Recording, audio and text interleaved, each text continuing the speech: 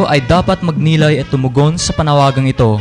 Isa ka man taong gobyerno, simbahan o ordinaryong mamamayan. Makialam, budget bantayan.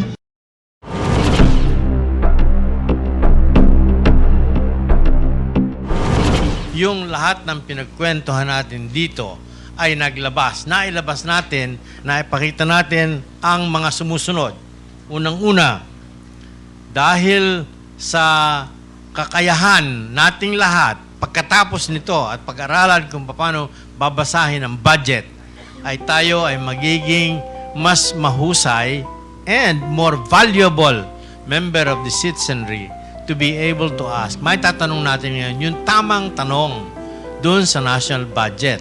Sapagkat maski tayo ay hindi magdidisenyo, hindi tayo mag-arkitekto na pabaksakin ang gobyerno, hindi mo na kailangan gawin yun eh. Tatanong mo lamang yung tamang tanong para malaman ng taong bayan kung saan napunta yung pera. Tama ba yung paggagastusan? Tama ba yung project? Tama ba yung halaga? Hindi ba nagpapatong-patong yan para naman lumaki ng konti? Para kang naglolobo, parang lumolobo yung halaga. Yun ang masama. Pero hindi mo sinasabing ang layunin mo ay ibaksak yung gumagawa ng budget, ibaksak ang gobyerno. Hindi yon. Wala yon. Nagtatanong ka lang nun tamang tanong.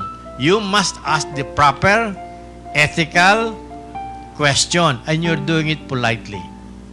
Because you are not doing it against any person, you're doing it against the system. Always pick on the system which is rotten. Yeah, if the system is rotten, that's what you pick on, not the person. No?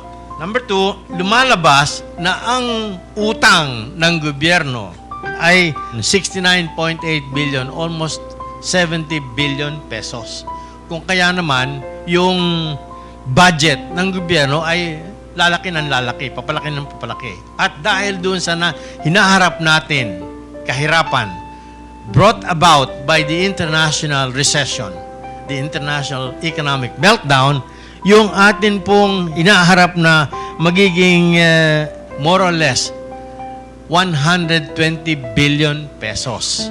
At yan po ay talagang masakit na dagok yan sa ating ekonomiya at sa ating mga susunod pang mga kabataan. Sapagkat ang kanilang magiging utang ay hihigit pa sa 45,000 pesos each sa loob ng susunod na 10-15 taon. Bantayan nating mabuti itong tinatawag nating 3 columns dun sa budget. Yung personal services, yung MOOE, at saka yung capital outlay. Sapagkat yung capital outlay ay malikot yan eh. Kuminsan hindi niya makita yung parang sasakyan yan sa gitna ng boulevard na walang sinasantong lane. Maski saan ay papasok at lalabas. So, yan ay masyadong malikot. Kung kaya dapat yan ay bantayan. Dapat din natin malaman at nalaman na natin dun sa kauna-unahan pa na 4 pala ang mga terminologies kailangan mong bantayan sa budget. Pag sinabi sa iyo ng gumawa ng budget, meron na kaming budget eh. Hindi ibig sabihin may pera. Pag sinabi niya meron kaming appropriation, hindi pa rin ibig sabihin may pera. Pag sinabi niya meron kaming allocation, hindi pa rin pera yun.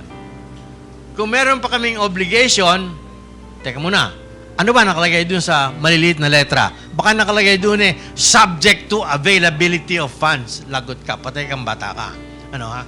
Kaya yan po ay kailangan nating bantayan. In short, what we have to do is get to work on appreciation of the budget, read, understand, and correctly project the budget. The worst mistake we can make is get bloated or inaccurate readings of the budget. And if we propagate that inaccuracy, then we ruin ourselves. We don't contribute anything to the progress of the nation. Ang forum na ito ay naglalayong maipahayag at mapaunawa sa mga tao ang proseso ng pambansang budget. Nang sa gayon, ang mga mamamayan at opisyal ng ating gobyerno ay magkaroon ng kamalayan at kaalaman. Isang hamon na maging mapagmanman tayong lahat upang maiwasan ang paggasto ng gobyerno sa di tamang paraan. Kaliwat ka ng isyu ng korupsyon, bakit nangyayari? Dahil kulang tayo sa kaalaman upang bantayan ang mga kritikal na aspeto sa pagbabudget at pagsasakatuparan nito. Kaliwat ka ng isyu ng korupsyon, bakit nangyayari? Dahil kulang tayo sa kaalaman upang bantayan ang mga kritikal na aspeto sa pagbabudget at pagsasakatuparan nito. Kung masugpo sana ang korupsyon sa ating bansa, malaking tulong ito upang ang pera na nakukurakot ay maipahatid sa mga tao ang pangunahing serbisyo publiko at ang proyekto ng walang nasasayang at nakukurakot sa kaban ng bayan. Hanggang sa muli, maraming salamat po. Ikaw ang dahilan, ngayon nakakatayo. Ikaw ang dahilan, buhay ko'y nabago. Ikaw ang dahilan, umaawit ang puso. Malaking bagay ang may liwanag, lalo na sa amin sa CNBL. Bibigyan ng kaunting panahon na mapaliwanag din ang aming advocacy. No? And since ito ay para sa bansa, napakaganda ang liwanag ito para sa lahat. Ako'y malaya na.